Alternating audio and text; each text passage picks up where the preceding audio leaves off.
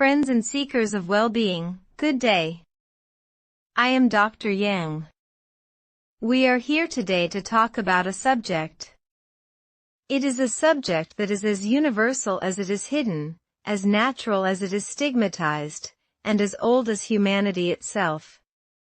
Yet, despite its universality, it is shrouded in a fog of myth, shame, and misinformation. I am speaking, of course, about masturbation. And the question I aim to answer with clarity, evidence, and compassion is one that has echoed in the minds of millions. Is it good, or is it bad? For centuries, this simple, solitary act has been burdened with a weight it was never meant to carry. It has been labeled a sin, a cause of blindness, insanity, and weakness. It has been whispered about in locker rooms and condemned from pulpits. This historical baggage has left a deep scar on our collective psyche, creating a silent epidemic of guilt and confusion. But we are no longer in the Dark Ages. We are in an age of science, of reason, of evidence-based understanding. And it is high time we brought this topic out of the shadows and into the clear, illuminating light of scientific fact. So, let us put aside the old wives' tales, the religious dogma of bygone eras, and the juvenile jokes. Let us consult the research, listen to the doctors, the psychologists, the neurologists, and the biologists. What does science actually say? The answer, resoundingly and unequivocally, is that for the vast majority of people, masturbation is not just harmless, it is profoundly good. It is a normal, healthy part of human sexuality with a multitude of documented benefits for our physical, mental, and emotional health. Let us begin with the physical. Our bodies are intricate machines, and sexual function is a key part of that system. Masturbation is, first and foremost, a fantastic way to understand your own body. It is a journey of self-discovery that allows you to learn what feels good, what doesn't, and how your unique body responds to pleasure. This knowledge is not trivial, it is empowering. It forms the foundation of a healthy sexual identity and is invaluable for communicating your needs to a partner, enhancing shared intimacy later in life. But the benefits go far beyond simple knowledge. Science has shown that the act of orgasm, whether alone or with a partner, triggers a powerful cascade of neurochemicals in the brain. We get a surge of endorphins, the body's natural painkillers and mood elevators. This is why you often feel a sense of euphoria and relaxation afterwards. It's a natural high.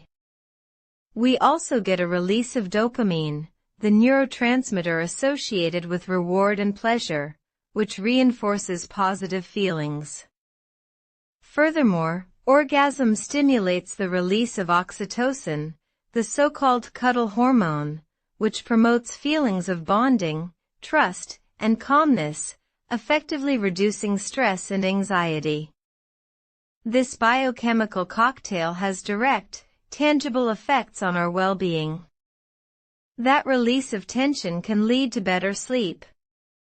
Many people find that masturbating before bed helps them fall asleep faster and enjoy a more restful night. It can also relieve muscle tension throughout the body, acting as a natural remedy for headaches and even menstrual cramps for women. The rhythmic muscle contractions involved can strengthen pelvic floor muscles, which is crucial for urinary continence and sexual function for people of all genders. For men, numerous studies have indicated a potential link between frequent ejaculation and prostate health. Research suggests that regular ejaculation may help flush out carcinogens and old cells from the prostate gland, potentially reducing the risk of prostate cancer later in life. For women, it can help maintain vaginal elasticity and tone, and increase blood flow to the pelvic region, which is vital for sexual health. Now, let us turn to the mind, because the psychological benefits are perhaps even more significant given the stress of modern life. We live in an era of constant pressure, of endless to-do lists, and of digital overload. Our nervous systems are perpetually on high alert. Masturbation offers a powerful, natural, and readily available antidote to this stress. It is a form of self-care. It is a dedicated moment where you focus solely on your own pleasure and sensation, pushing away the worries of the day. It is a form of mindfulness, a meditation of the body. In that focused state, you are not worrying about a work deadline or a personal conflict, you are present in your body. This mental break is crucial for our psychological resilience. It also boosts self-esteem and body image.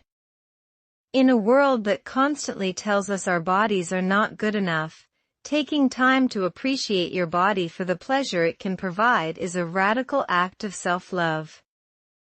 It fosters a positive relationship with your own physical form, teaching you to see it not as an object for judgment, but as a source of joy and comfort. Furthermore, it is a completely safe sex option. It carries zero risk of sexually transmitted infections or unintended pregnancy. In this context, it is not just healthy, it is a responsible choice for sexual expression.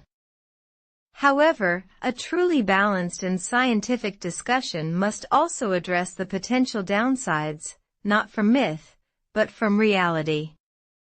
The key word here, as with almost anything in life, is balance. Science tells us that masturbation becomes problematic only when it crosses the line into compulsive behavior.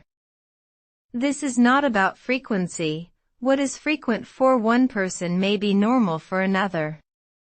The issue is when the behavior becomes addictive, when it interferes with your daily life, your responsibilities, your relationships, and your mental health. If someone is choosing masturbation over engaging with friends, fulfilling work obligations, or pursuing a romantic partnership, then it may have become a maladaptive coping mechanism. This is often driven not by a healthy pursuit of pleasure, but by an attempt to escape from negative emotions like loneliness, depression, or anxiety. In such cases, the behavior is a symptom of a deeper issue, not the cause, and seeking help from a therapist or counselor is the wise and healthy path forward. Another potential negative, though often overstated, is the use of pornography as an accompaniment. While not inherently evil, excessive consumption of pornography can create unrealistic expectations about bodies, performance, and sex itself. It can, for some, lead to desensitization, where real-life intimacy fails to measure up to the exaggerated world of porn. The key, again, is mindfulness and moderation. Understanding that pornography is a fantasy, not a tutorial, is critical. But for the overwhelming majority of people, masturbation remains squarely in the realm of healthy, normal, and beneficial. The so-called bad aspects are almost entirely rooted in the guilt and shame society has heaped upon it, not in the act itself. That shame is the real enemy. It is what causes anxiety, isolates individuals, and prevents people from experiencing a natural part of their humanity. So, where does this leave us? The scientific verdict is clear. Masturbation is a natural, healthy, and beneficial part of human life. It relieves stress, improves sleep, boosts mood, helps us understand our bodies, and contributes to our physical health. It is a gift of biology, a built-in mechanism for self-soothing and pleasure. Therefore, my call to action today is not to go and do anything in particular. My call to action is to think, to reframe, to let go of the outdated, unscientific beliefs that have caused so much unnecessary suffering.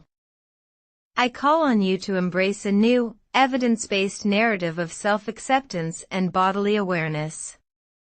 If you took something valuable from this discussion today, if this message has helped to clear away even a fraction of the confusion or shame you or someone you know might have felt, then I urge you to share this knowledge. This is how we change the conversation. This is how we break stigmas.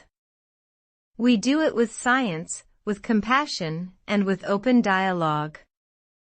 So, if you are watching this, please, like this video if it resonated with you. Subscribe to this channel for more content that aims to demystify health and wellness with straight facts and empathy.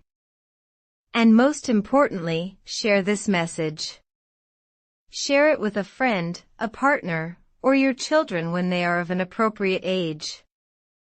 Share it on your social media platforms. Let us be the generation that ends the silence and replaces shame with science, and guilt with understanding. Let us move forward with the knowledge that taking care of our bodies and our minds includes accepting all of their natural functions.